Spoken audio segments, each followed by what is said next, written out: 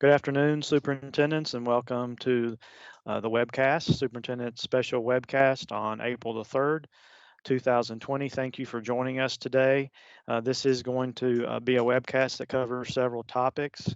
As you know, we're also planning another webcast on Tuesday from 2 to 4 to focus on financial issues, budget issues, and the CARES Act applying to the COVID-19 crisis that we're in. But today we've heard feedback from you. We know that the webcast has been beneficial for you and your staff, and we use the questions from the webcast to populate question and answer documents available on the KDE website for your referral.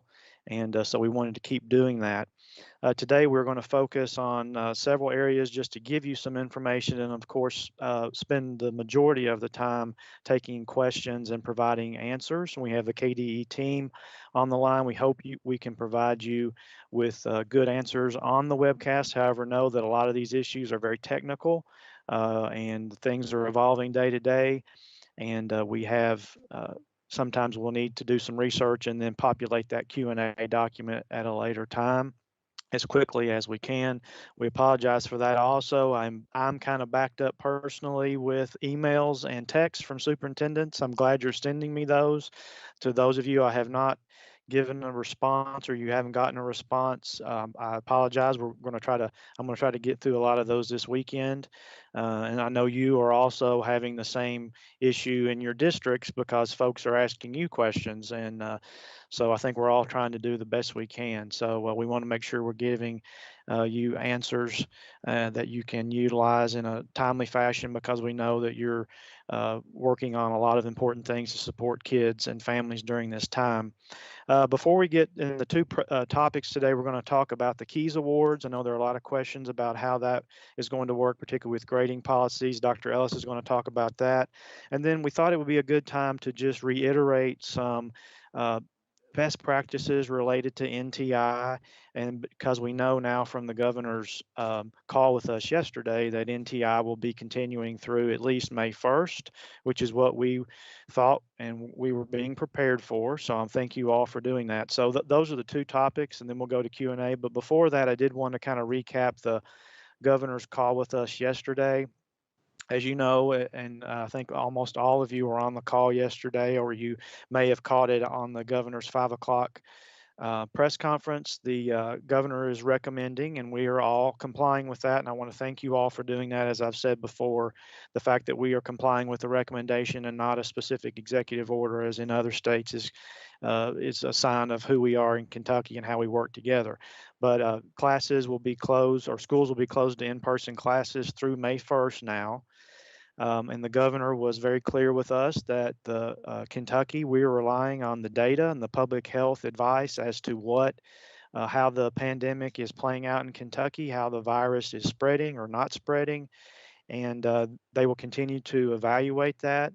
He indicated to us that hopefully as early as mid-April, we'll be able to come back together and get a little bit better update as to whether that curve is flattening or not, if we're seeing a slowdown or a lower number of cases. And he also told us that there is a small possibility that school could resume at some point. And of course, that may not be until late May or June, but that's a very small possibility. And I know we would all like to see a scenario, even if we had to do the majority of NTI during that time of a week period, where we could at least get our seniors in the buildings and have some senior activities and graduations. We just don't know if that's going to occur.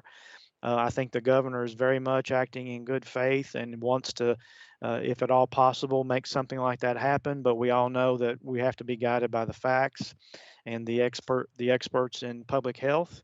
And I think we're seeing some anecdotal results just around the state, around the country, if you're paying attention, that I think we've been guided very well by our public health experts in Kentucky, and we were really quick to act on that compared to other states. We're a little slower, and I think you're seeing that may be playing out and why our number of cases may be down a little bit, or at least we hope that's why, because we acted. And I think Kentuckians are being really responsible.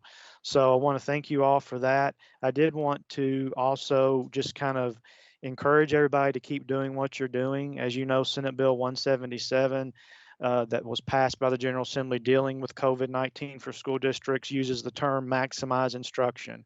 And the General Assembly, the governor, the department, and I know we all share the belief that we need to maximize instruction during this time. Right now, I think we're very fortunate in that our kids are healthy, our teachers are healthy. Haven't heard any widespread reports of teachers having or other support staff having COVID-19, and so that's really good. We need to take advantage of that and maximize instruction during this time, meaning continuing to do NTI, and also continue to act in good faith as the leaders in your community about social distancing, continuing to make sure that if you have employees in role groups and that role can be accomplished by telecommuting, then you need to allow those employees to do that. There really is no need right now to be bringing in groups of employees for any reason other than food service, or if you need to work on packets. And when you do things like that, like the packet side of it or administrative services, you need to think about staggering shifts. You need to think about alternating days, maybe having them telecommute one day, coming in the other. You need to be really creative. I don't want the governor being forced to have to use an example of a school district of not being flexible with that. And from what I'm hearing, I think with maybe only one or two exceptions, we're doing a really good job with that. So I want to thank you all for that. We have to keep thinking outside the box. I know it makes you a little uncomfortable sometimes, particularly when telecommuting was never thought of for most district positions. I know there's also conflict and between saying don't come in, but then oh yeah, but we need our food service employees to come in, and that's a conflict in messaging. But the governor has been very clear for the need to have our food service workers there because they are actually uh, they are performing a public health service to keep students healthy during this time. And so I was at a feeding site today in my local community. It's actually my former elementary school, and I observed at a distance the distancing. The food service workers were observing that as they were giving food out. And so I've seen it at work. It was actually a very moving experience to see that and the gratitude that the kids had. The kids were actually providing cards to the food service workers and signs, and I know you all are seeing some of the same things. So make sure you keep that up. I also want to just encourage you to it lets everybody take a breath. I know there are some that of you that want to rush to get to 1062, which is the magic number of Senate Bill 177. And there's some value to getting to that early. I see that, but let's not.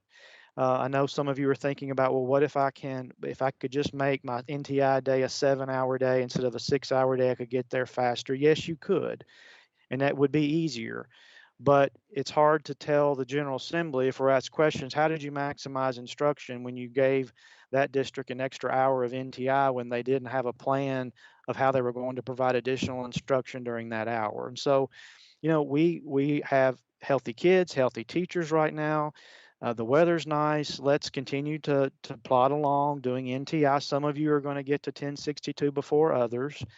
And if we get to a point in mid-May or after, as the governor has kind of alluded to, if things get bad and there are public health reasons why we shouldn't even be doing NTI or food service anymore, all of that's going to be taken into consideration. If you are far away from 1062, the commissioner has the authority to grant waiver as long as you've maximized instruction during that time.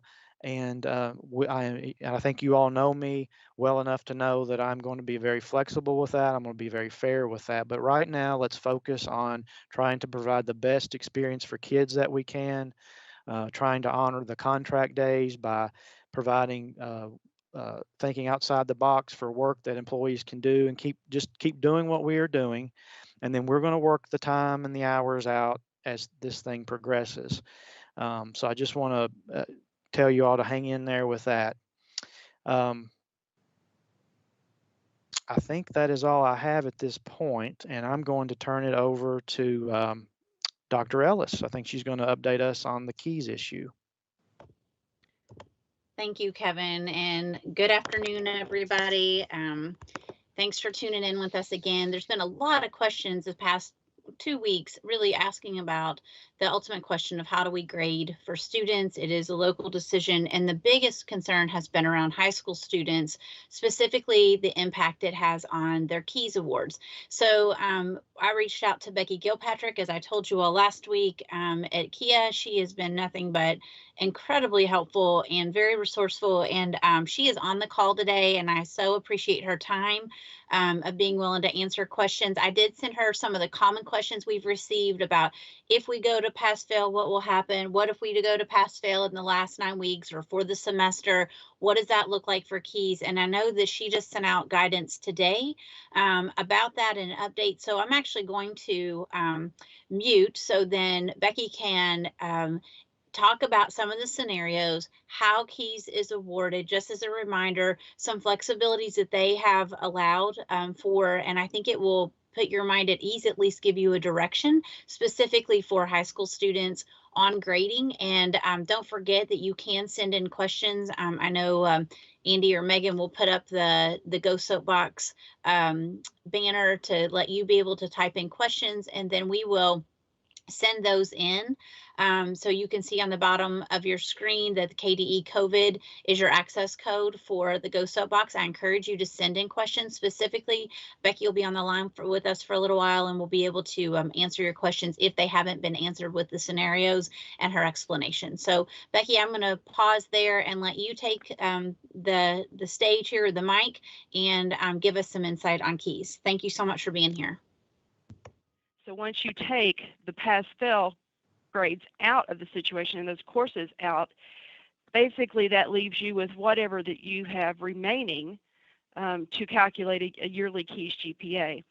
So luckily we have, the fall semester was completed. I know there are probably some schools and some districts on the line that have trimester schedules. And if my head's screwed on right, I'm thinking that probably trimester 1 and 2 are completed for them. I know that, there are scenarios where those of you that are on 9-week grading periods, you may have already gotten through the third set of 9 weeks for all your grading periods. So there are certain points of completion along the way where you may actually be able to get to a letter grade. And so the decision might be, how that plays out. If your decision is that you want to look at pass-fail for the entire spring semester, that's perfectly fine with KEYA. We're just not going to be able to look at or include any of that coursework in the KEYS GPA calculation.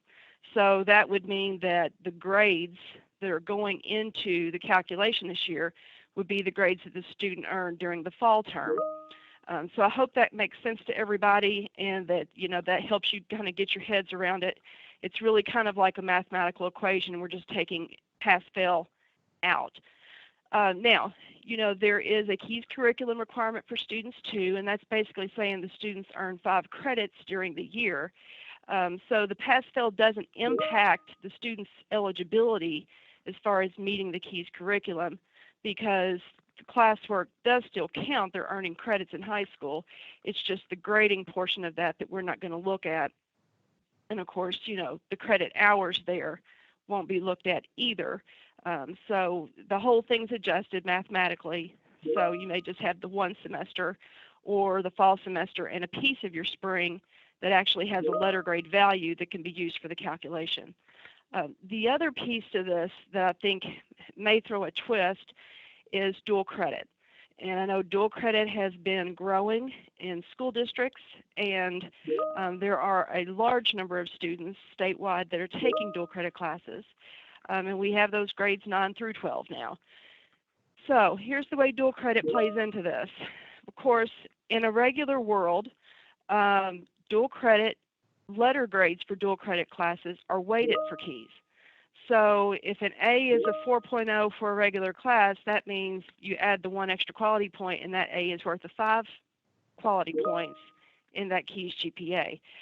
So, receiving letter grades for dual credit certainly helps the students be able to possibly raise their KEYS GPA, because if the dual credit is pass-fail, then it's not counted at all, so they lose that extra benefit of the weighting.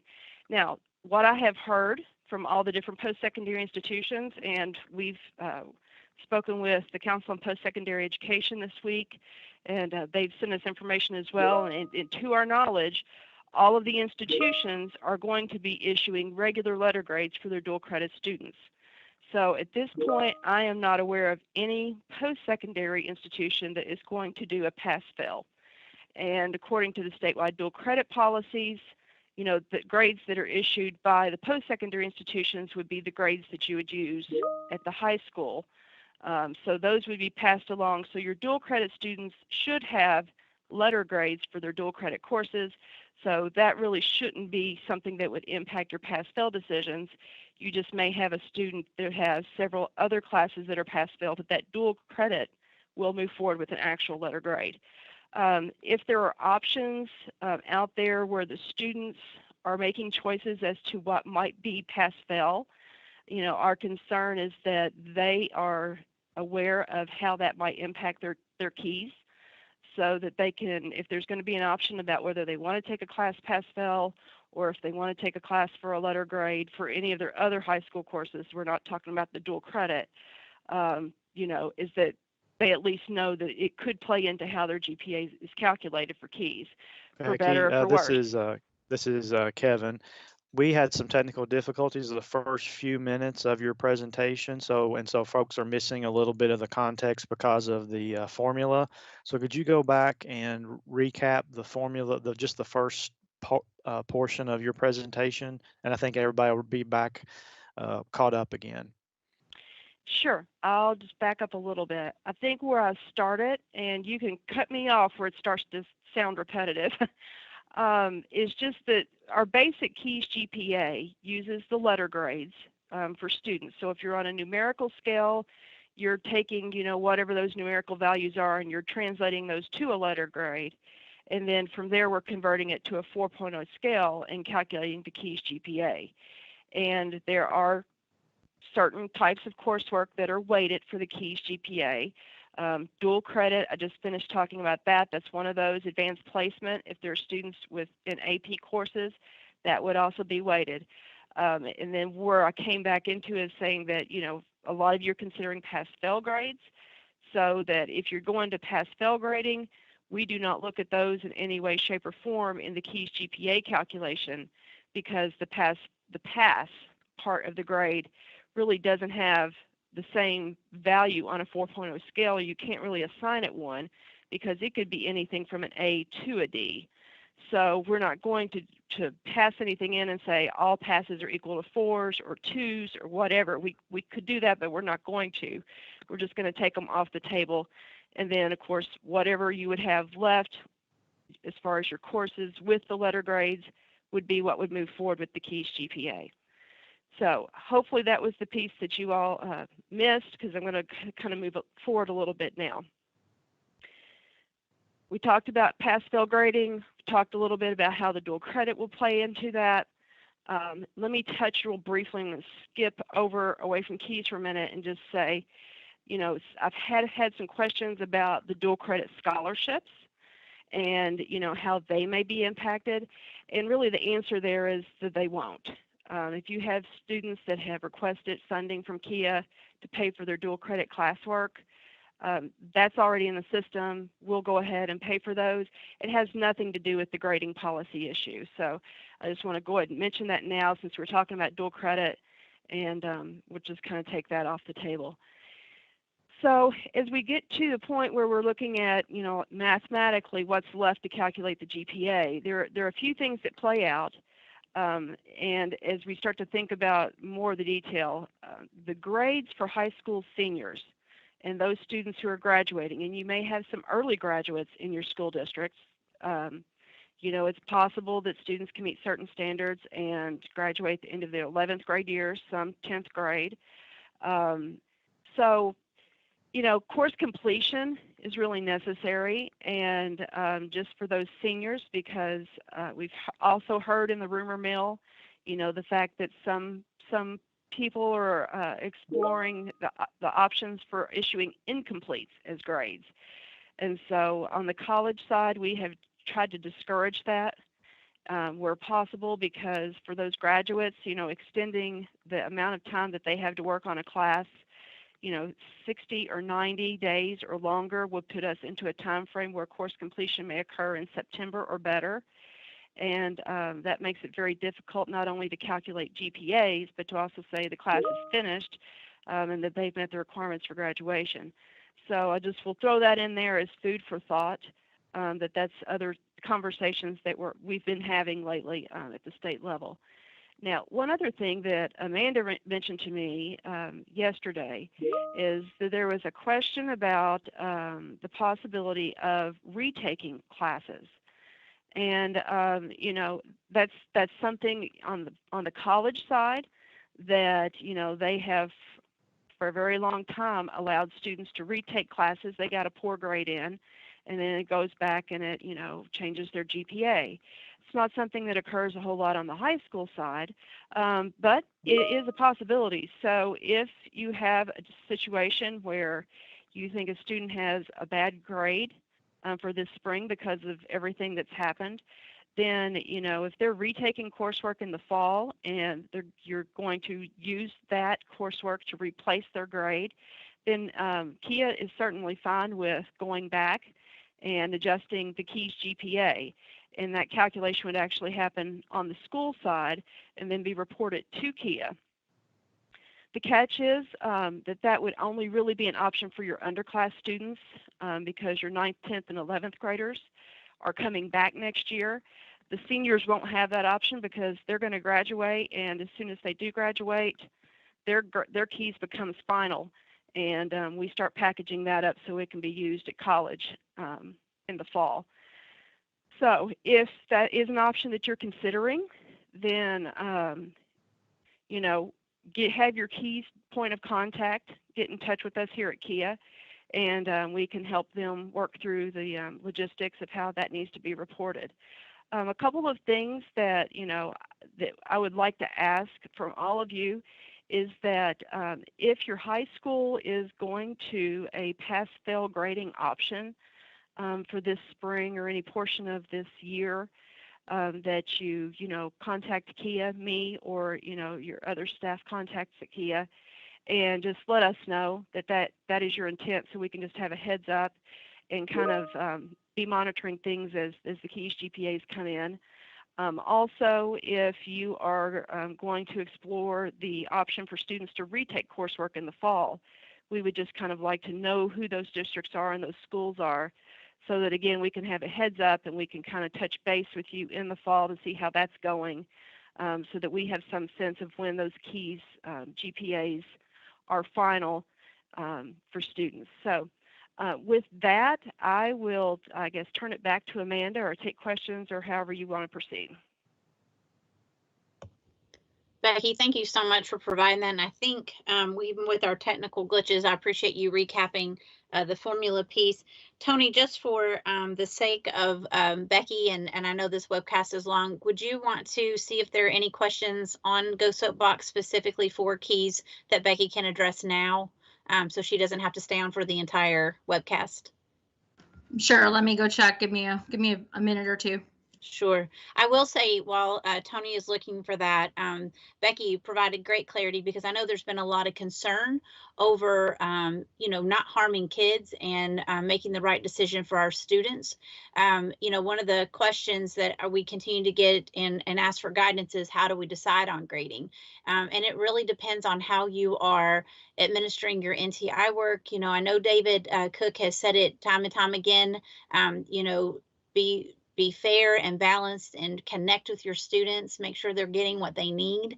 It's not about how many grades you can put in the system or catching somebody tardy for not uploading an assignment, but really, what is it that you're trying to measure, and what's the type of feedback you want to give back? So on Monday, what we have done is we've collected some different perspectives of districts across the nation. This is a national question of different ways districts are handling grading at all levels. Obviously, they don't have the benefit of KEYS We are very fortunate in Kentucky to have that. So that was a different caveat, which is what makes me very grateful for Becky to clarify. But we will be sending that out to everyone. And we also have questions for consideration. And what it does is it walks you through possible questions as you consider ways to either go pass fail or do grades, or what you're counting, how you're grading. What does that look like when you have packets versus online, synchronous versus asynchronous, accessibility and connectivity. There's a lot of equity issues to question, and every district looks a little different and your challenges are different. And so what we've done is create a one-page resource for you all to be able to tap into the resources, to see different ideas, to walk through some of these questions for consideration as you make decisions and how you communicate that.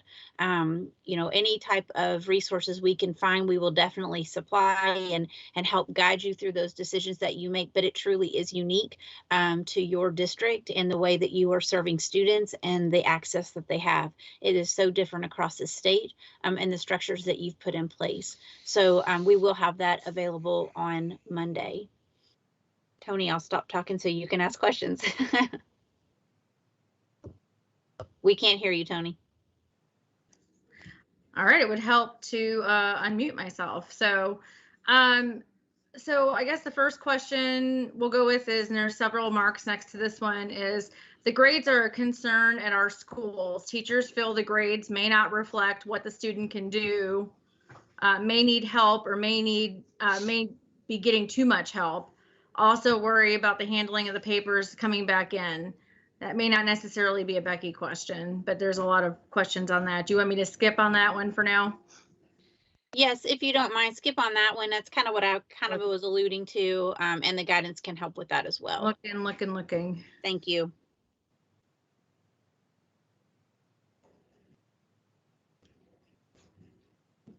Early grad.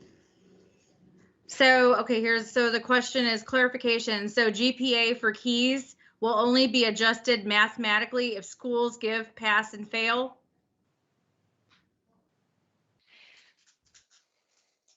Well, I'm not sure. It sounds like there's maybe a piece to that question that's missing, but if you have a student retaking a class and replacing a grade, I mean, the adjustment is possible there regardless. The pass-fail comes into play, well, let me just say, coursework that earns the pass-fail grading, it's just taken out of the calculation all the way around. So initials. So there is some room for us to adjust the grades afterwards if students are taking classwork and replacing grades. Okay. All right. I think that's the only one that I see here for keys. The rest of it is all different grading questions. Okay, thank you, Tony. And again, if you all have additional questions, and Becky, you are welcome to join us as long as you want, but I'm sure you are very busy as well. But if there's any questions, we had on the slide Becky's contact information. As you all know, as many of you worked with Becky and Kia, they are very accommodating and helpful to districts.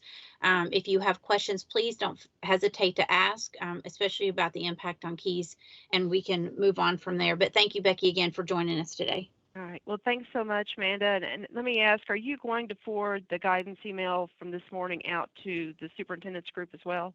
Yes, ma'am. So that will be coming out as well. Mm-hmm.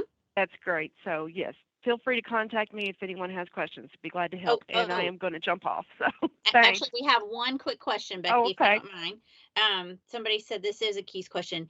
We've always been told that if a student retakes a class, if they receive an F, that they would have to have an average grade of the F and then the new grade. Is this correct? Through the eyes of keys. Average grade of F. Well, the F would be factored into the GPA. If they took the class and it replaced the grade, then it would seem to me that there would be a new GPA, and that F would be taken out of that. So if whoever that is wants to contact me, we can talk about more specifics if that really wasn't the answer they were looking for. Sometimes when it gets really into the weeds, it's kind of better to talk through the situation to make sure we understand, where each of us are with the question. Okay. And an F does get averaged into the GPA regardless.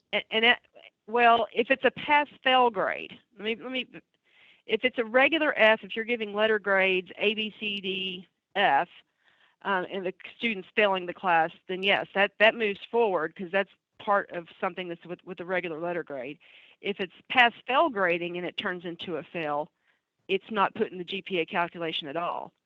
So we just take those out of play all the way around because we're not going to put them in if it's a pass and give it a fictitious value, and we're certainly not going to hold it against them if it turns into being a fail.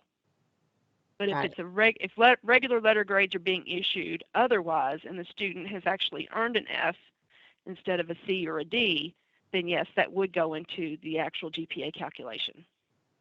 Great. Thank you so much. All right. Thanks again. Have a great weekend.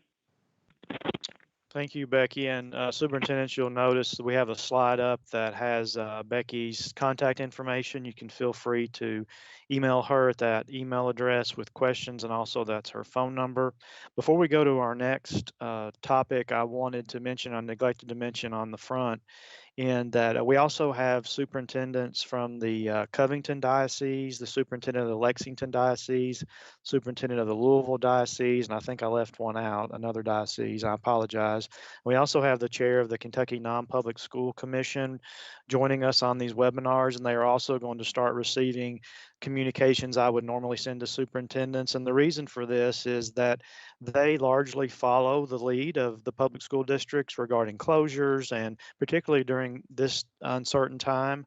And they follow some of the same guidance and advice. And so they asked to be a part of this, and we welcome them as part of the education family in Kentucky. And so we want to thank you all for joining us. I just wanted the superintendents to be aware of that. And I know you all already have relationships with them in your areas as well. The next item, we're going to talk about the NTI continuation and what that means, and as far as best practice, some things to be thinking about. We have that falls under several associates at the department, but we're going to start off with Dr. Foster to lead us in that discussion.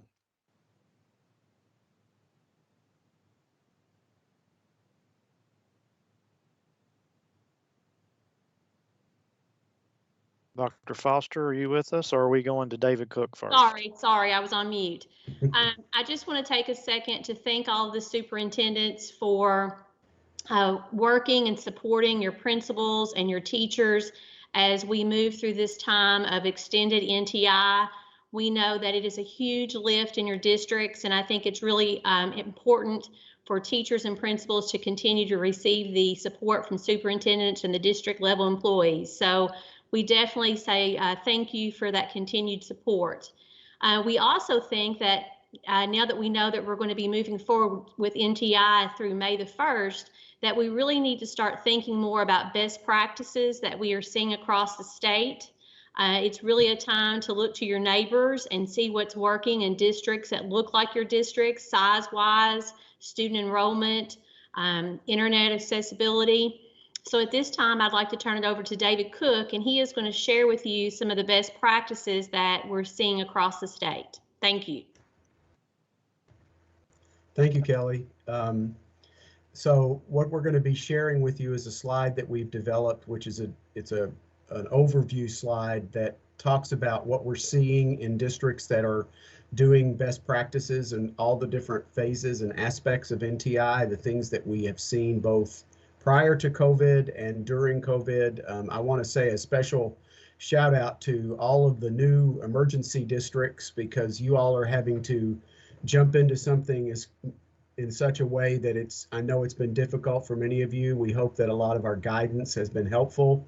We've been leaning a lot on our districts that were already in the program to sort of help us as they think about treating this program in a very different way. As the commissioner has said a lot of times, we didn't intend for NTI to be used this way, but it is being used this way. But there are still some ways that we can all look at that districts are using to improve the performance of the program and make it something that is as best we can do in this situation. And so we developed this slide, and basically it takes the things that we hear the most about when we're talking to districts and they're asking questions or they're providing comment, or we're hearing from teachers and parents and others about the program and what does it look like when it's being done well. So we're just good. This is as I said, is sort of an overview slide.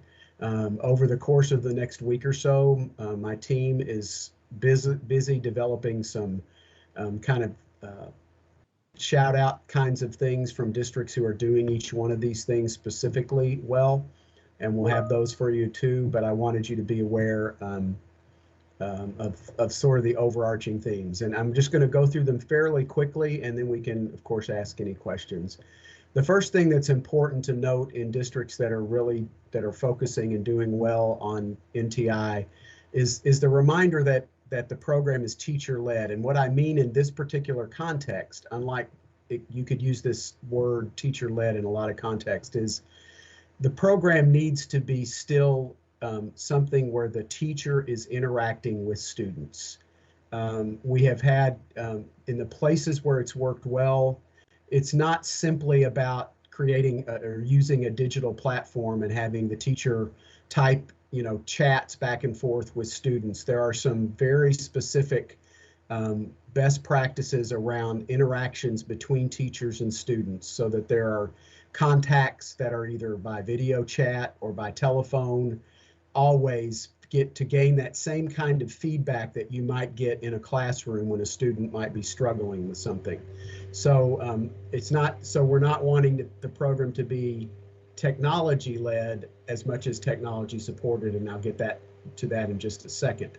The second thing is that the programs that are quality or that are doing the best jobs are student centered. And what I mean by that is the teachers and the administrators in the schools are putting most of their attention on the kids who don't have access or who are struggling, and therefore providing much greater support for that group of students. We hear a lot about equity issues, so I think this is an opportunity in NTI to remind you that always be focused on those kids that need the most attention. I know you do that all the time, but it's extremely important during NTI days, because those are the kids who may not be able to finish assignments or do assignments, and they need that specifically one-on-one conversation when possible with their teachers.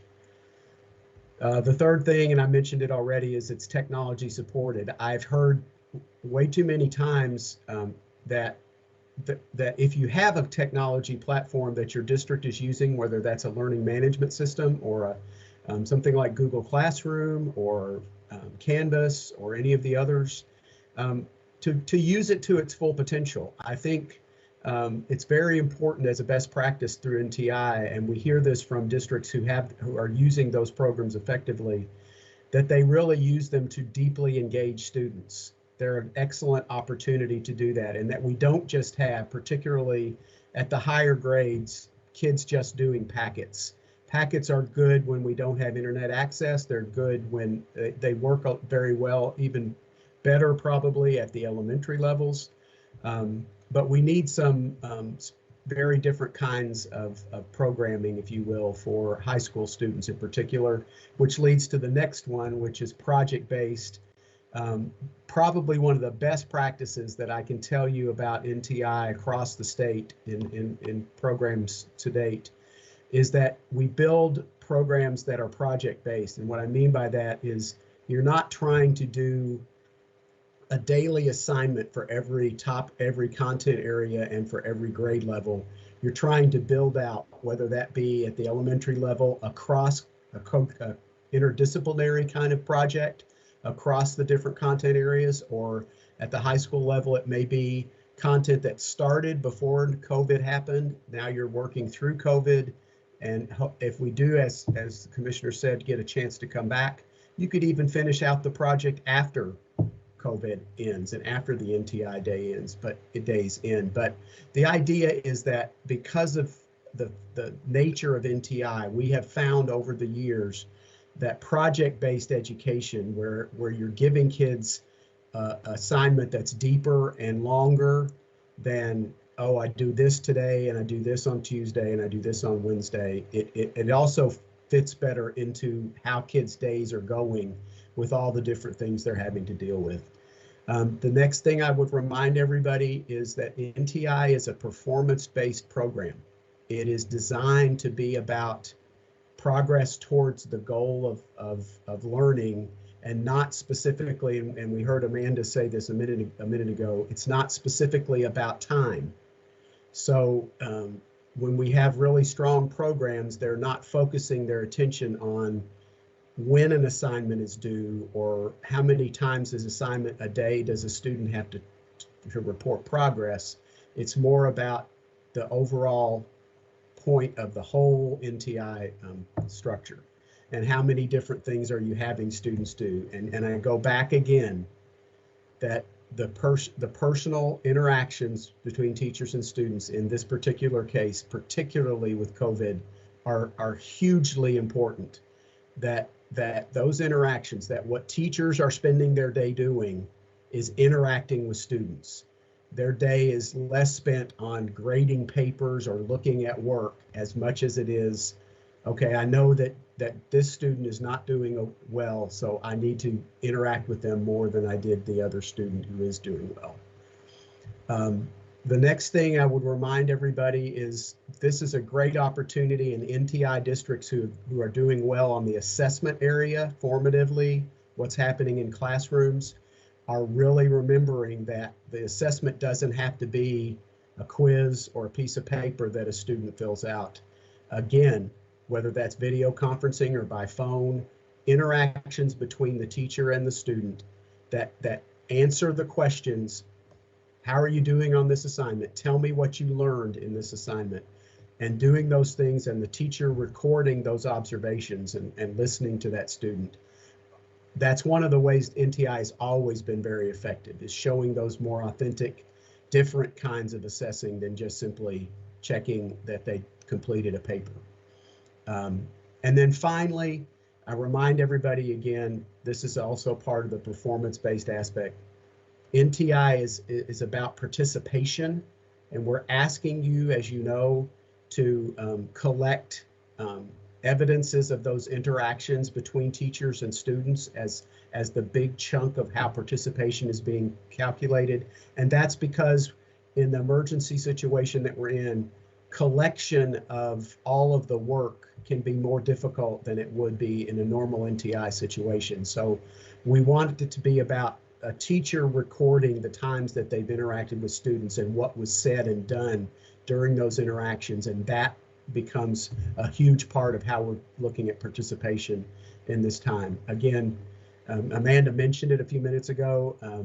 NTI is not about counting people tardy because the computer didn't work and they weren't able to get the assignment in. It's about the interactions, the personal relationships, and working on helping students make progress toward the work that they're doing on NTI days.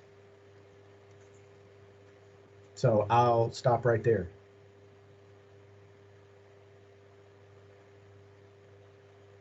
Thank you, David. And then I think we have Associate Commissioner Greta Hilton to talk about a few items related to special education and NTI. Sure, thanks, Commissioner. Just a couple of quick things. One of the resources that we shared with you earlier in the week during the special joint superintendent webcast was the instructional resources that my office was going to be working on in combination with the special education cooperatives, as well as the early childhood regional training centers. This morning, we held the first Teams meeting with staff across the state for the, and the regional special education cooperatives actually hosted it. It was, the topic was on delivering specially designed instruction during NTI days. It was very well attended. At any given time, there was around 175 staff that were participating, and we had really positive feedback on that. That's going to be posted to our site that was shared with you during the previous superintendent webcast. So you may want to point staff toward those. Next Friday, we will be having another session on how to implement ongoing progress monitoring during this time. And then we plan to do these for the next 6 to 8 weeks, give or take. And the regional training centers are working on planning now, and we anticipate having those ready by next week.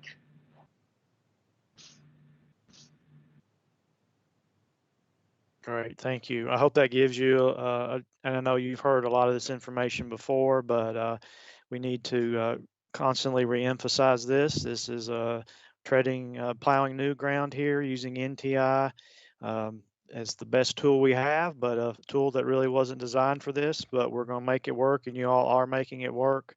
So really thank you for that. I know the co-ops are really doing a good job of providing support during this time to you, and you all are sharing best practices among districts and between co-ops, and we're learning a lot, and I know we're serving kids. So I want to thank you all for that. Time now to move into our question and answer portion. Tony, if you'll start with the questions. Okay, so I'll go back to the question that I had asked, the first question, which is the grades are a concern at our schools. Teachers feel the grades may not reflect what the student can do, may need help, or may be getting too much help. Also, they worry about handling the papers coming back in. Can you please give us guidance on this? Yeah, so kind of alluding back to what we were talking about before, and really tying into what David had just talked about what it is you're doing with NTI.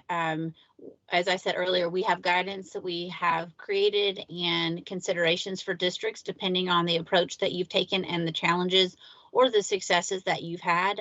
That will be sent out on Monday afternoon. That guidance will be, and it's just some resources in one place and some guiding questions to help you determine, because you're right. And as I say, the biggest piece that is something that keeps me up at night is just the equity.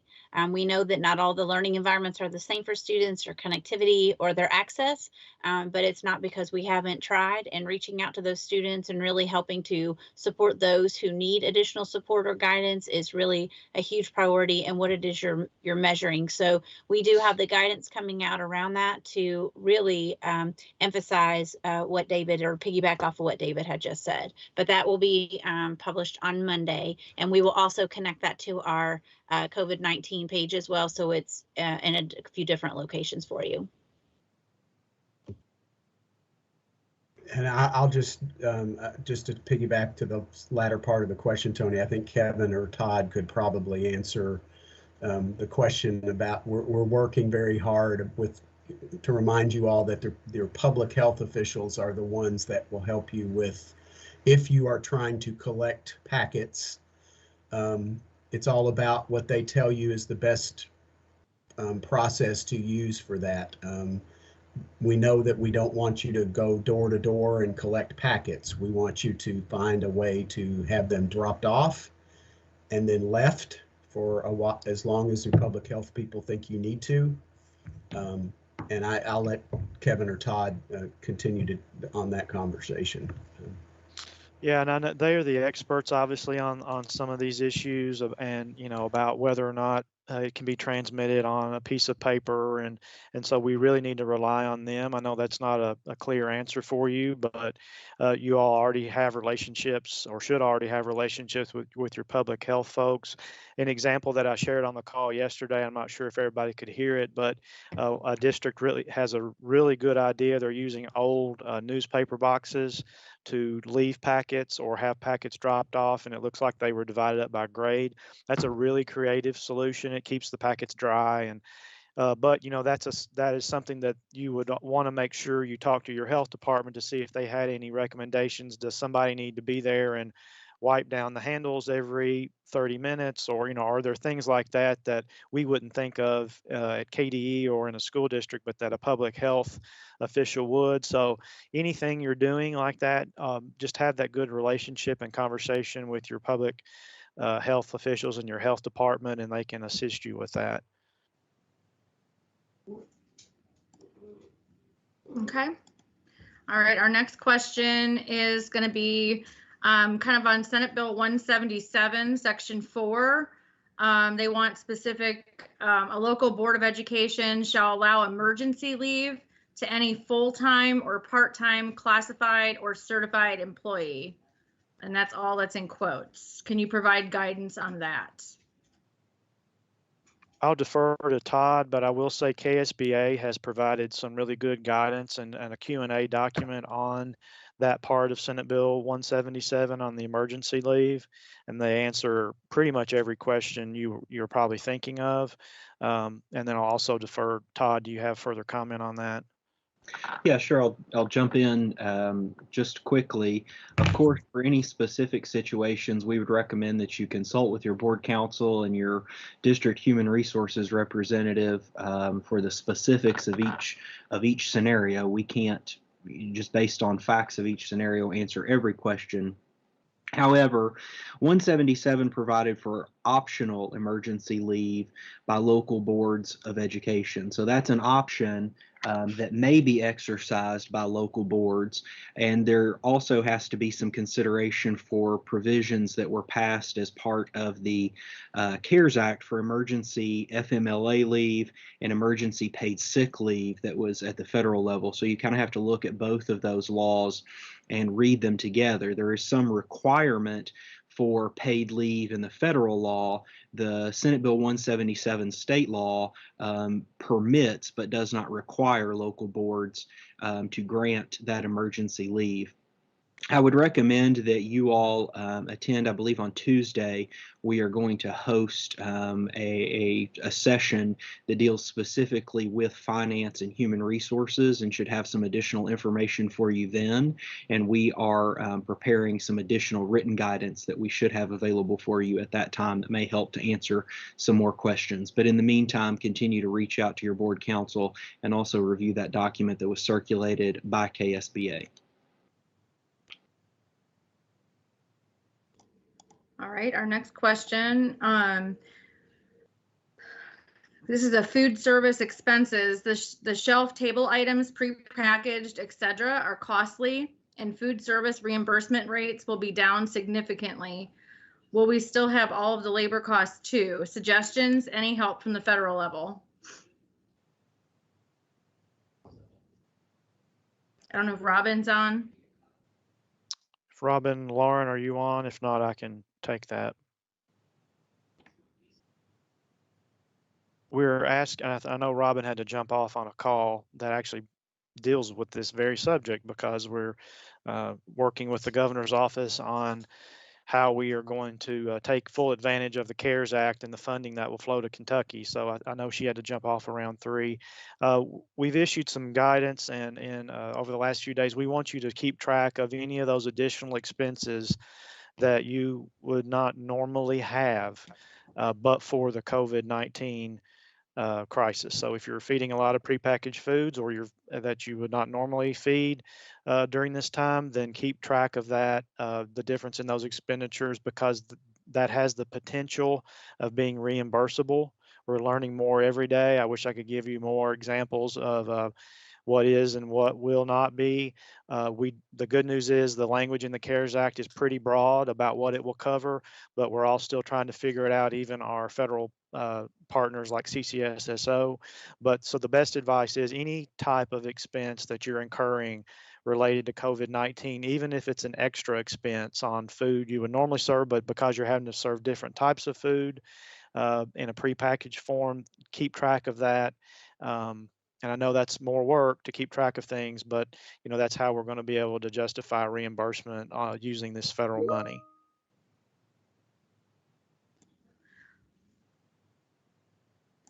All right, I have received multiple requests to utilize school property parking lots for drive-in events. If the governor could address this to the public or can't be doing that, it would be helpful with our response, or if you could help address this or help us address this, this would be helpful.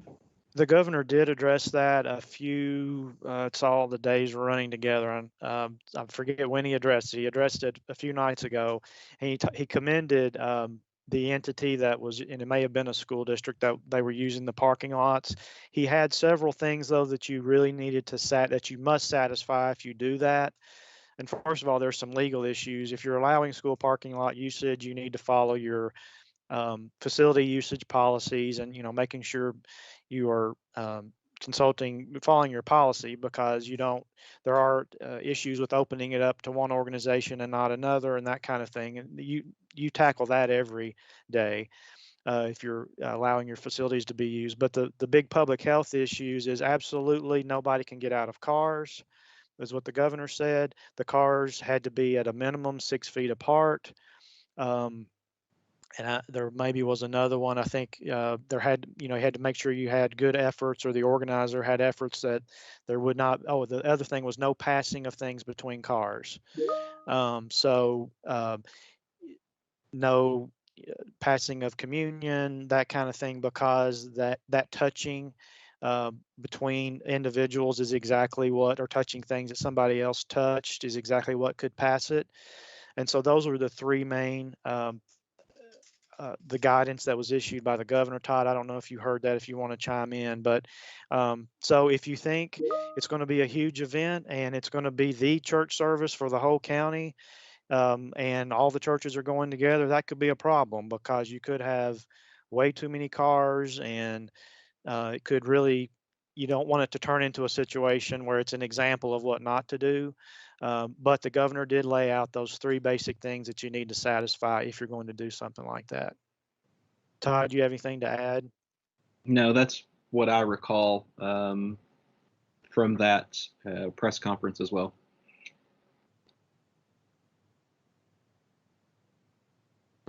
Forgot my audio there. I have real concerns about the safety of our cafeteria workers, bus drivers, and other volunteers that are participating in the food service program, and would like some guidance.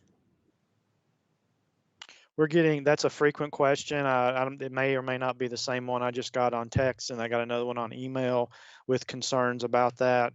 Lauren, and that deals mainly with food service, because the bus drivers are out delivering food and or packets, and obviously the cafeteria workers. So Lauren, can you talk to us a little bit about what guidance we have issued, and I know there are protocols we issued, because I was at a feeding site today and I heard them talking about new protocols. So Lauren, can you speak to that? I can.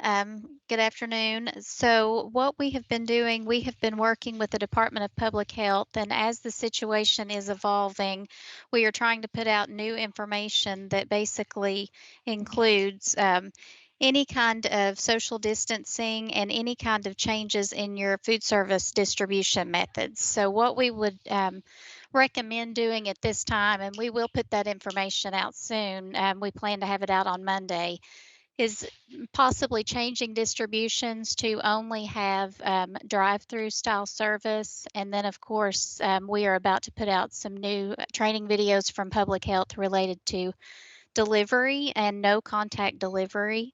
So it may be that when you first began your distribution that you had delivery or had multiple sites, but we're going to have many new options for you all to hopefully still have that critical social distancing, but be able to continue food service.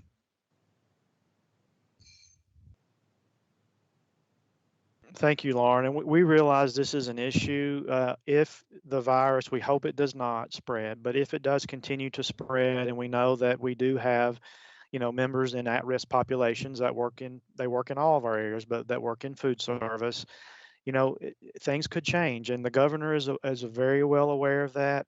The governor knows that we need to be nimble and think of other solutions if we get down the road and the way we're doing it now is not working. As you all know, he mentioned on the call yesterday about if a district got into a situation where they couldn't deliver food, or that was a problem, he would look into using National Guard and that kind of thing. So just know this is evolving and changing. It's understandable that people are nervous about it. And for right now, though, we're going to try to get you the best guidance that we can, that you can, so folks can feel protected. The food site I was at today, they were doing a great job with distancing, and it was kind of a model for that. So I was really pleased. Okay. What is being recommended for students who are in RTI? So I'll start this one and then I'll make sure that Greta is a part of this as well. So as much as possible, obviously we cannot deliver the sound interventions that you would be able to do or your interventionists would be able to do as well. It depends on the accessibility of what the child has. Some districts are attempting to do intervention through online platforms. Some have provided kits and guidance to families to do it. So obviously it would not be as structured with your progress monitoring as things, just depending on what access your students have. You know, my answer still is do what's best for the student. Make sure that you're connecting with them. If it takes the family support to do that, please connect with them as well. But Greta, I want to make sure and tap into you, because especially if that data is to a point of being used for a referral for a possible evaluation. So I'm going to pause there and let you answer that part. Yeah, so I would agree with everything you said. We know that the data will look very different because the services will look very different. But you know, in thinking about using this information as part of the referral, the thing that we just want to urge caution about is that districts are just very careful to you know, quickly say that they're unable to provide any type of RTI service, so therefore the referral would be delayed, because that could result in a delay of special education services, which would then result in compensatory education situations. So, you know, going back to some of the comments that I made previously on the superintendent webcast earlier in the week, just think about, you know, the data that you do have, and if it's enough to continue forward with the referral. Think outside the box. Try not to be so rigid about, you know, needing, you know, X numbers of weeks worth of data, and about, you know, as Amanda said, the unique delivery of instruction right now is so very important. So, you know, it's just thinking outside the box and relying on the data you have, and then when we get back to normal, going back and gathering additional data as needed. And Tony, I've got some coming in here. I'll give you a little break for a second, and I've got two that I'll address or have folks address. The first we received, I just received this from David Horseman, who received it from a either a superintendent or a principal. You may have heard from our Office of Education Technology and Associate Commissioner Couch about the perils of using Zoom, even though Zoom is very user friendly and a lot of folks prefer that. There was an article on NPR today about Zoom is now being utilized to folks invade your Zoom meeting and display pornography or other offensive material. That happened today at a career technical center, and I'm not sure if we had kids on the Zoom meeting or not. So I just flagged that. The FBI is actually flagging Zoom or this issue today. David Couch and his folks will be issuing you some more guidance on that. And I know that's problematic because so many of you like the features of Zoom better than some of the other platforms. But if this is happening, and that article came out this morning, we've already had at least one instance in Kentucky that's very concerning, particularly if we're using kids are using Zoom, if something like that's coming through. And it could have some legal implications as well with some of the acts, the federal acts about that. So David, I'll punt that to you. You don't have to speak to it now, but David will be getting you additional information about the use of Zoom and alternatives you may want to be going to until either Zoom issues some kind of a patch or some kind of a security feature, and that may not even be possible. The other issue, David, you Kevin, want to comment on that? This is David. We sent that out last night to all the district's education technology leaders, and we do recommend. It's a product that's no cost to all the districts, Microsoft Teams and Google Meet. There's training available for that as well. We do, you know, strongly encourage districts to take a look at that. Obviously, that's what the agency is using for our meeting. We also highlighted in that note the concerns with privacy. It's just not the Zoom bombing that's occurring, but the privacy issues, the massive privacy issues that were in the Zoom product. So please talk with your district CIO, education technology leader. Thank you, David. And then one more, Tony, before we go back to you. I'm going to go back to you, Lauren. There are some things that we're working on with the Baylor project and then EBT, but the potential use of EBT cards issued by the federal government for to provide students and families with food. And we're working with CHFS on that. That was an issue that came up on a Pritchard Committee forum last night. So, Lauren, you want to give us a little update about that? I will. So first of all, the Baylor project information will be coming out again on Monday from my office. But what that is really for the most rural areas, households in your districts. And it is a mailed meal distribution program. So you will see information for that. What you do is you really need to try to designate those most, as I said, most remote households or issues where you may have households, a head of household that may not be able to get to a site. It's not a replacement for traditional summer programs or the traditional feeding programs. Excuse me. The PEBT, we have a little bit less information on that, but that was actually a part of the relief package. It is more related to SNAP benefits and adding additional SNAP benefits for our free eligible children. That information we should have out. We probably won't have details out by Monday, but it will be for all of the weeks that you've been closed. It would be for all free and reduced price eligible students. And it will be through our Cabinet for Health and Family Services. And again, I'll have information, probably not this next Monday, but it will probably be hopefully by the middle of next week. And it would be specifically for, what we're trying to determine right now are CEP eligible students. Initially, it said all students in a CEP school would be eligible. And we will have that information again, hopefully by the middle of next week. And that will come directly, hopefully through superintendents. I hope to send that through you, Commissioner. Thank you, Lauren, and thank you for your the folks in your office, Lauren, for being on top of these opportunities and these.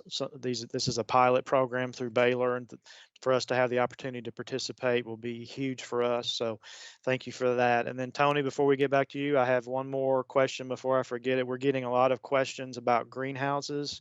A lot of those, as you know, your FFA programs are operate a greenhouse or other programs in your schools, and then they sell bedding plants and vegetable plants and hanging baskets, et cetera, to the public. So we have had several questions. We're getting ready. Right now is the season for that. Is the sale of those plants excluded by the executive order? We have posed that question today to the Governor's Office Counsel. My hope is that would be considered exempt under agricultural stores or agriculture products, particularly because we know a lot of those are selling bedding tomato plants and pepper plants, those types of things. So I know we've had several questions from several districts on that. Todd, tell me if we've gotten an answer yet. I haven't seen it. No, not yet, but we're looking into it.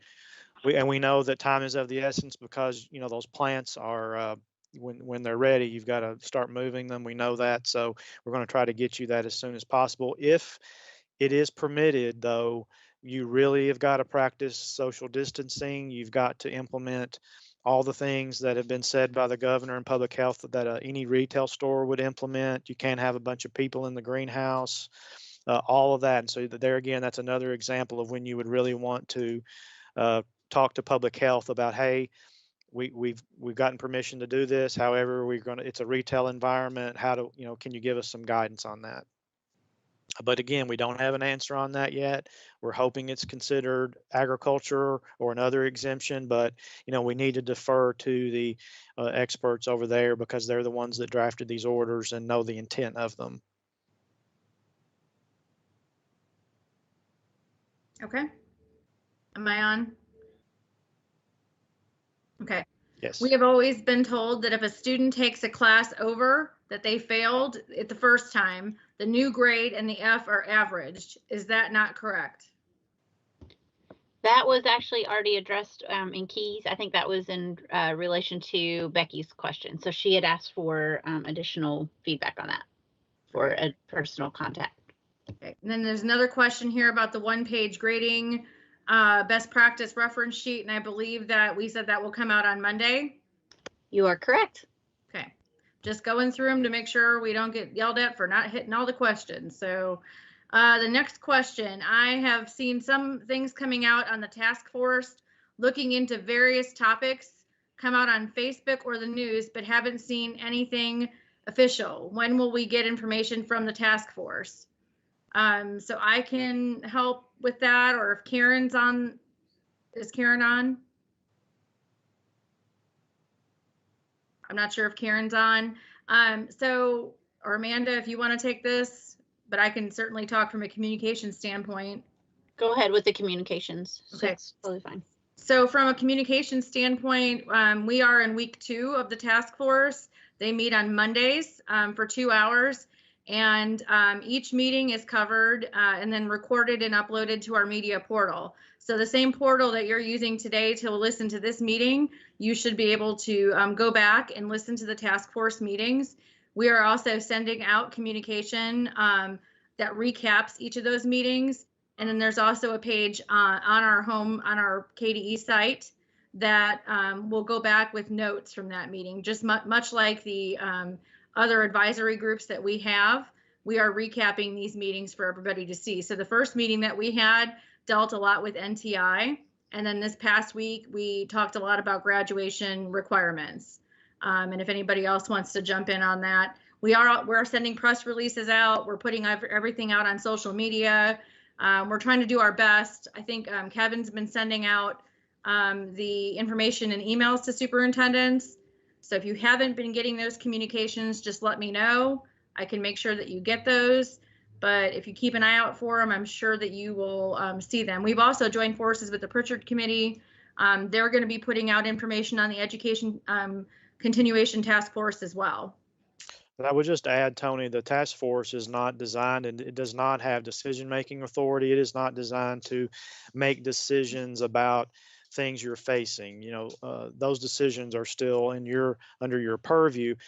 But what we need the task force to do we obviously are issuing guidance from the department, or we are deciding whether or not we need to waive a regulation, and we're hearing from you all on things like that. But before we do something like that, we want to get feedback from all of the members of the task force, and the task force is comprised of all of the K groups, for lack of a better term, that represent all the various role groups in education, and the co-op directors, and also the chamber is on there as well. So it's to be a sounding board for us to maybe perspectives maybe we didn't consider before we're issuing guidance to districts, or things we haven't thought about. So that's the purpose of it. It's just to make sure that we're hearing from all sides about an issue. Okay. Is a junior in the early graduate certificate program still eligible to graduate at the end of 1920 if they already took EOCs and did not meet criteria? So I'm going to start, but I will also defer to Todd.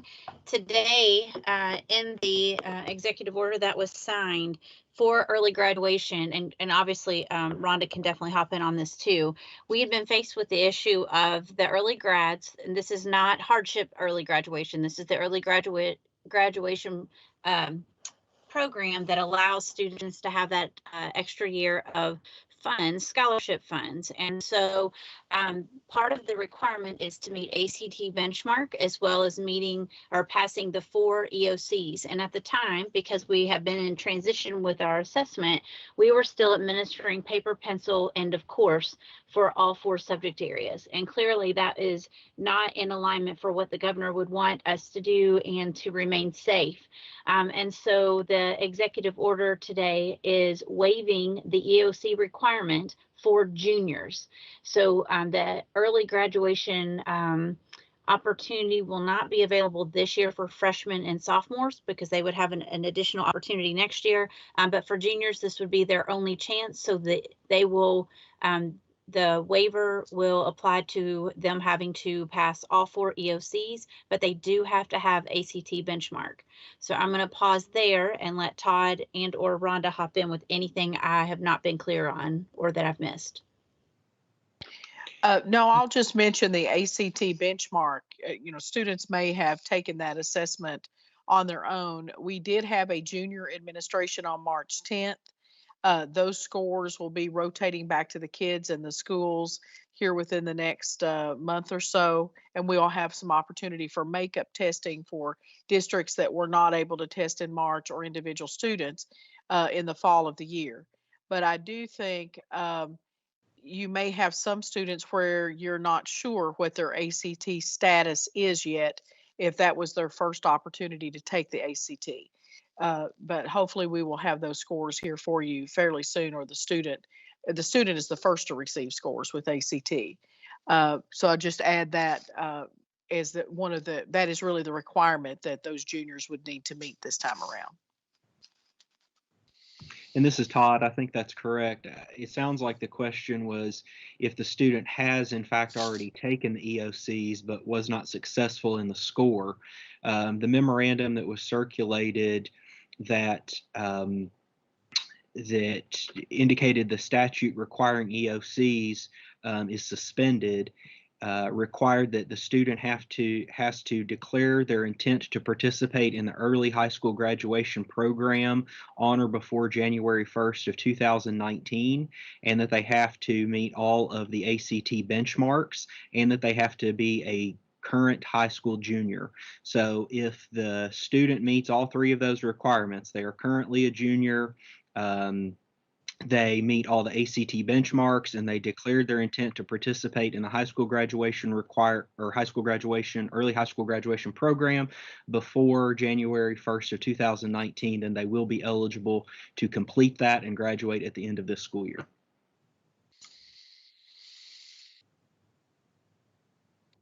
Tony, are you ready for another question? You can go ahead if you want. Well, I've got an update before we get too far away from the greenhouse issue.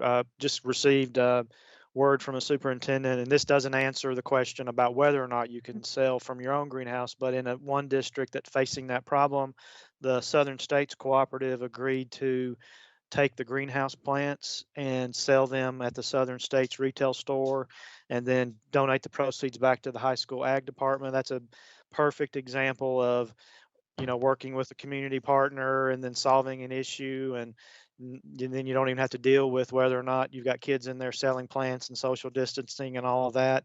Now, we will still get you the answer on whether you can sell out of your greenhouse, but that's a great example of a creative solution that's going on in one district. Okay. This is going to be a funding question, but we'll try to, I think we may have an answer for this. Will the CARES Act apply to preschool for those who typically are private pay but cannot afford to do so during COVID-19? Also, will it apply to planned trips to Washington, D.C. trip that was canceled and now we need to reimburse parents?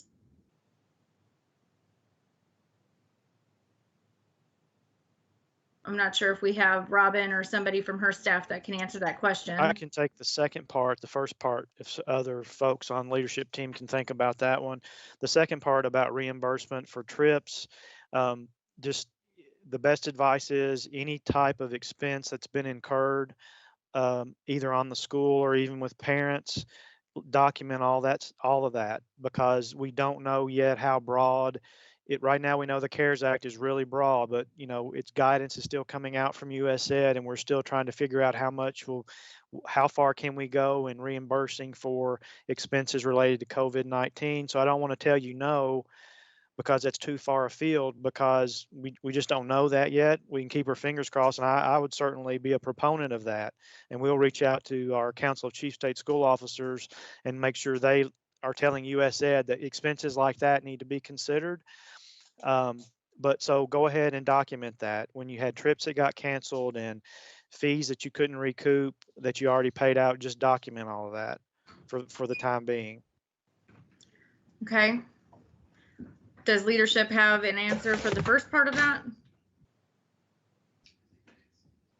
Okay, we can certainly get back to you on the first part about private pay. I think Robin will probably have an answer for that, and she's on a different call right now. The second, next question is going to be for Lauren, because it's related to food. With the increased number of COVID-19 cases, would you advise school districts to deliver food directly to homes or have stations around the community for food pickup? I really think that that depends on the individual situations in the district. I know that a lot of districts are providing delivery, and that's necessary because you have so many children who can't reach a site.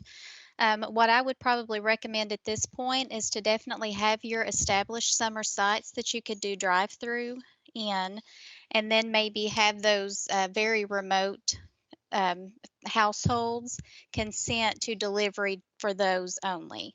If you can still maintain your current delivery that is more broad, I would definitely say to do that. Of course, we want to feed as many children as we can, but if you do have to scale back, I would have those regular sites that you can have that drive-through, maintain social distancing, but then have no contact delivery for those who can't get to those sites. Okay. This is a general statement. They just like some clarification. They have heard several times throughout today that there's new guidance coming in several areas on Monday. What is the expected time of these updates so that we know when we can communicate with our staff ASAP?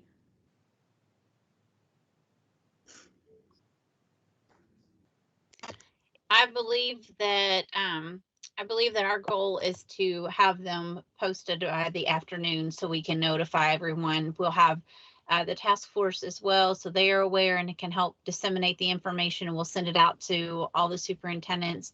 It's just guidance that is from us, at least on the instructional piece, and just on graduation and grads overall. It's just really some considerations for districts to consider. So we will send that out no later, hopefully, than noon, that time range. We'll have it ready to go, but we just wanted to have it available also for our task force to be able to disseminate as well. But we'll have it posted in several places and notify you of that as well. Kevin, did you want to add anything to that?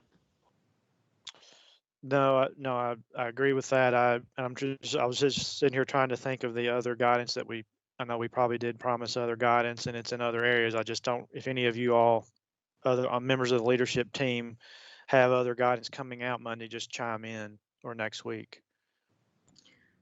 And we'll make sure that we always look over before Kevin sends out his Monday message to you all, and we can make sure that we double check on all of that before that's sent out, and that's usually sent out by mid-afternoon. So the next question.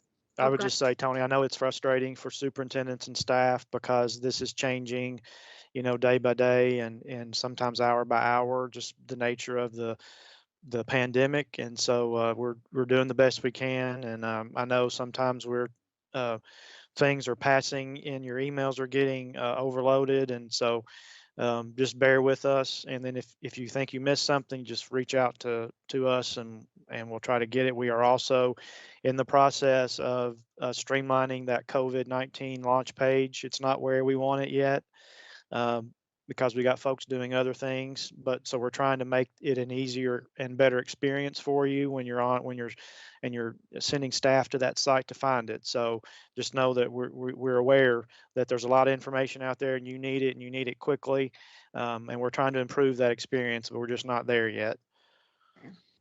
I also want to make you aware of another thing that we put out today. We are seeking public comment on Kentucky's federal testing waiver that was officially approved by the Department of Ed on the 27th. So that feedback is being submitted. It's going to be open through April 10th. And we sent that out through a press release and out today as well. So I just want to make sure you're aware of that. And I don't know if you want to add anything to that on the leadership team. I just want to add that having public feedback is a requirement of to get the waiver.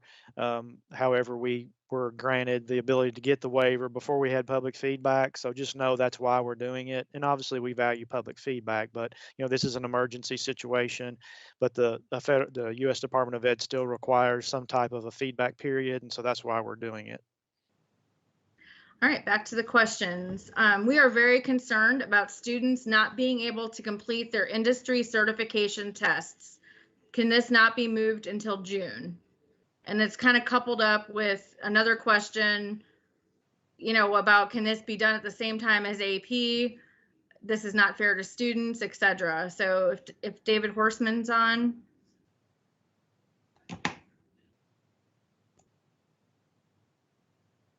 Sorry, I am. Can you repeat the very first part of that? Sure. It's just overall summarizing their concern about students who are not going to be able to complete their industry certification tests. I'm wondering if it can be moved to June. There's a cutoff that was moved earlier. Can they not take it in May, or can they do it online as AP has been able to do? They're worried about it not being fair to students. Well, what we've done, the guidance we sent out this week is that on those industry certification tests that are online and are proctored, we don't want to interfere with any student being able to take an assessment that an employer values that's going to help them after graduation. And we're going to try to make every effort that we can, and we've got permissions on some of these to slide them all the way through the summer and into the fall if we need to.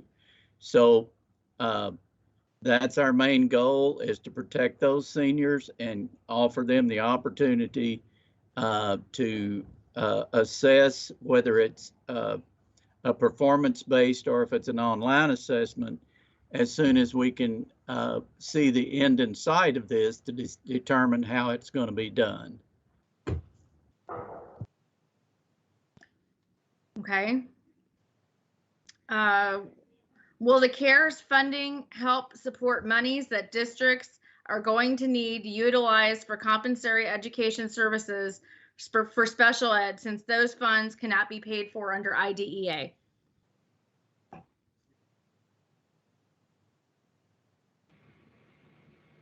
Tony, can you repeat the first part of that question? It's the CARES funding. Can it help? Will it be able to support monies that districts are going to need to utilize for comp ed services for special ed, since those funds cannot be paid for under IDEA? So we need to look further into this. We've actually put in a call into US Ed from my office around the allowability of IDEA funds to pay for compensatory education, should it be like a voluntary situation.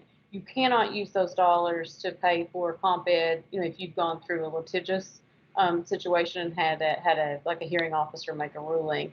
But if districts enter into it voluntary in light of this situation, I don't know if there's going to be any ability to use IDA funds. So while we're fleshing out that question, we'll also look into the CARES funding as well. Okay. And Tony, I will add, we've also flagged that for the Council of Chief State School Officers, and that's the group that represents all the commissioners around the country. They have a very strong advocacy team there and experts there. And so we've also flagged that very issue for them to help us on. So and I know they're working on that as well. And I know that's not an answer that you all need right now, but it is an issue, and that's an issue that's coming up in every state. And Kevin, this is Kelly. I'll just add as well that, we have sent several questions to US Ed about the upcoming CARES funding and what that can be used for. And so, they are putting guidance together that will be sent to us at the state level. And once we receive that guidance, then we will be able to, provide you all better answers about what you're going to be eligible for and how that funding can be used.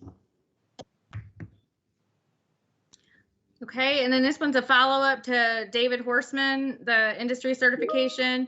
Are we at the Kentucky Department of Education going to be sending anything out about the industry certification test not actually being cut off, and that there will be other opportunities for students this summer?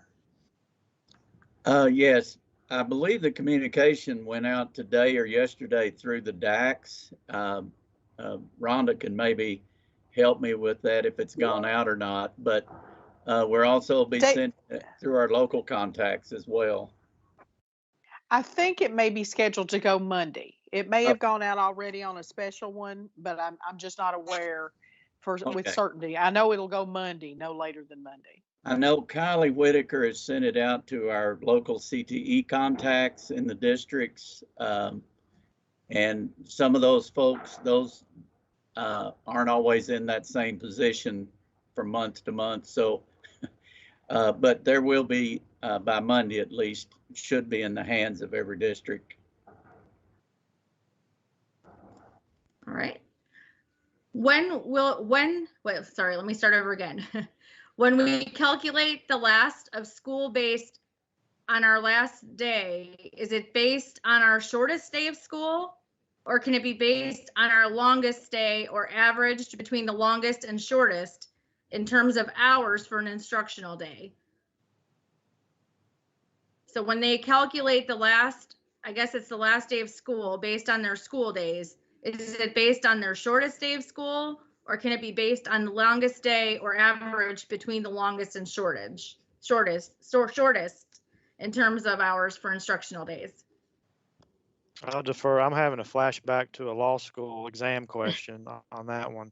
So if they're asking about, if this is Kelly, if they're asking about the minutes in a school day on an NTI day, some guidance came out this week from David Cook, probably Tuesday or Wednesday of this week. I think it was in the guidance. But if you have a district and you have different minutes in each one of your schools, it's just like they've always figured time. It is the lowest amount. So if you have a school that is 400 minutes and one that's 450 and one that's 500, you have to, the minutes for that day would be the lowest, the 400 minutes. David, you want to add anything on that? I don't have anything to add. I think probably that we need to, Tony, probably follow up with Robin, just to clarify. The question is a little tricky because I think it could be asking or saying what Kelly's saying, but it also could be just in general, when they turn all of their stuff in at the end of this school year for calculating their reports, how are they going to do that if they end with NTI? I think, Kevin, is the real question, is if they don't have other days to add in after that, how does that all work? I think that's probably what the question is.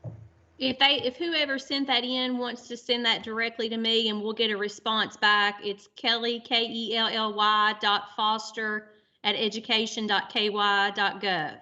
And we'll get a response back to you as well for the whole group in the guidance document. And then there's a question here that is asking if we could just recap briefly what was said about the pass-fail, because that part of the video went silent. Will seniors still get dual credit for college? Could we use it just for electives at the high school level, or is it okay to use pass-fail for the semester? So I definitely would read the scenarios and things that Kia has sent, but I know that she said that if there is, basically they will calculate the grades that they have.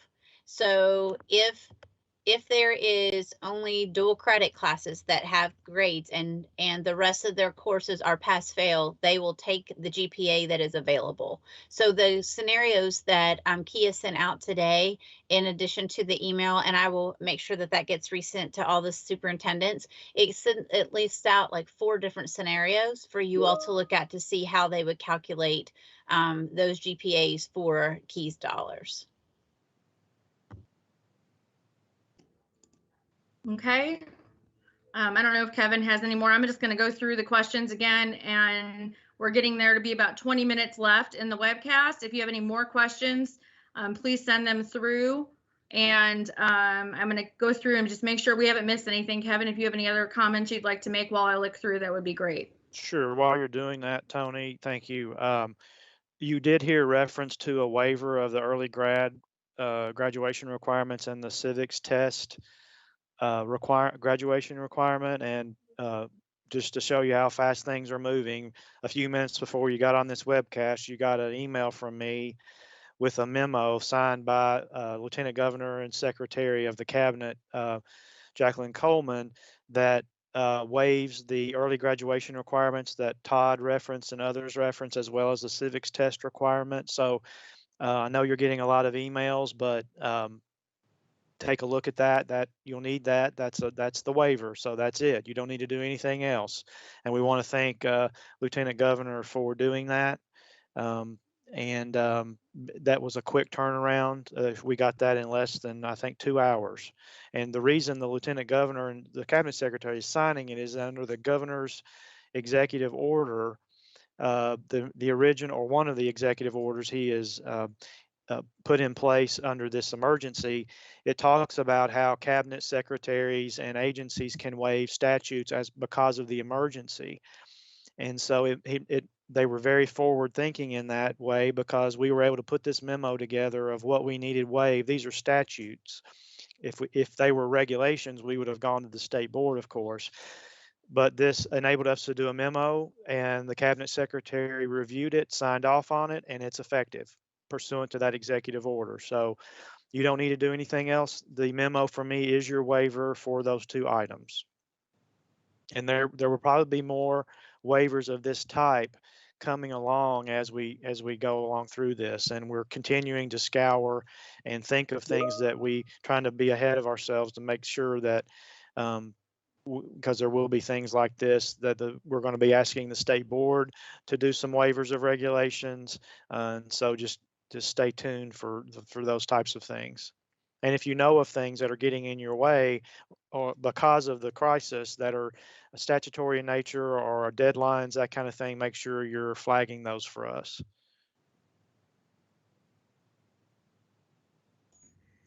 All right, Kevin, I know that you addressed this in I think it was in Tuesday's Q&A, but maybe you can touch on it again briefly, that a school district has said they've had a request to use their parking lot for drive-in church. So if you can just briefly touch on that. Sure. This is a frequent question. The governor addressed this issue of using facilities or school, particularly public facilities. And, in most communities, your school or your high school parking lot is going to be your largest parking lot in the area for things such as a drive-in church service. And the governor commented on that several nights ago about how that was a good creative idea. However, there are several caveats with that you must do to satisfy the public health orders that are in effect. And if it's a school, first of all, you need to make sure you're following your facilities usage policy. And, if you've never allowed a church to use your facility before, then you probably want to talk to your board attorney, just, because you can be opening yourself up. But many of you already have facility usage policies, and that's common for that to happen for certain things. But the three things the governor said from the public health perspective that must occur, and if they don't occur, you can't have these types of events, is everybody has to stay in their car. The cars have to be 6 feet or more apart, and there cannot be anything passed between the cars. So in a church service, for example, a communion plate could be passed, normally might be passed in a church service, could not be passed between cars, and or a offering plate and then communion are the two examples if it was a church service.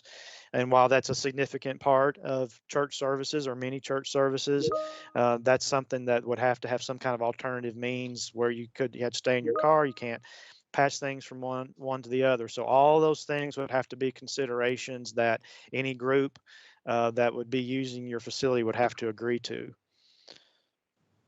And the thing I pointed out earlier is, if it's going to be one big church service for the whole county, and you've only got 100 parking spots and there's likely to be 300 cars, then you got problems. You probably should only have 50 cars in 100 spot parking lot, for example, to maintain that 6-foot distancing. So there's a lot of logistics to think about.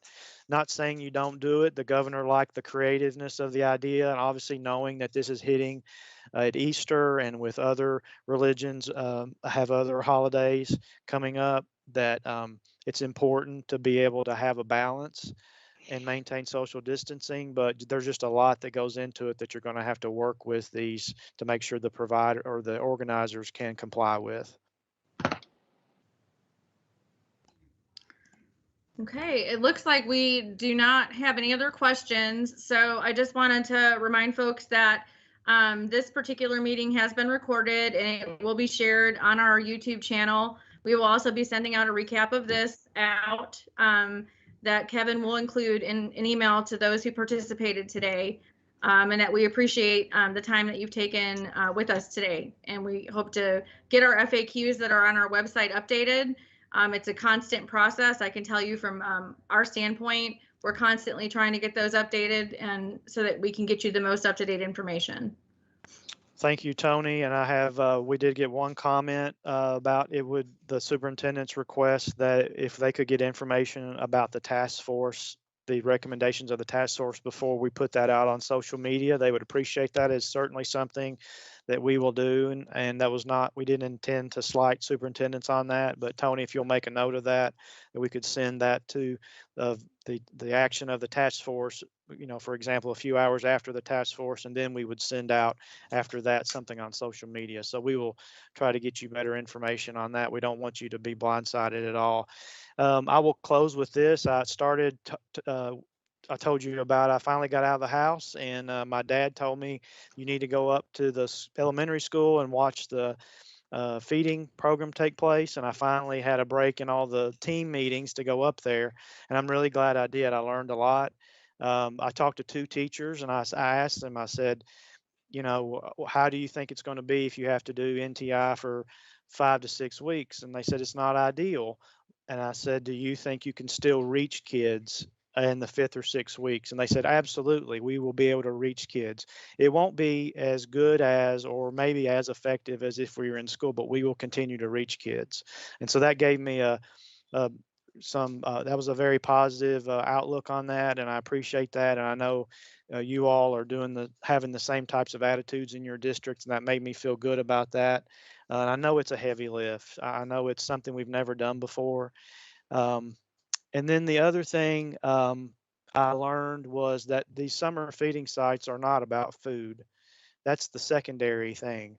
When I saw the kids pulling in and the reactions on the faces, it was about personal interaction and about social and emotional support that our schools provide, because schools in Kentucky are our community centers. And I know that's what you all are doing, and I want to thank you for it, and keep doing what you're doing. Thank you.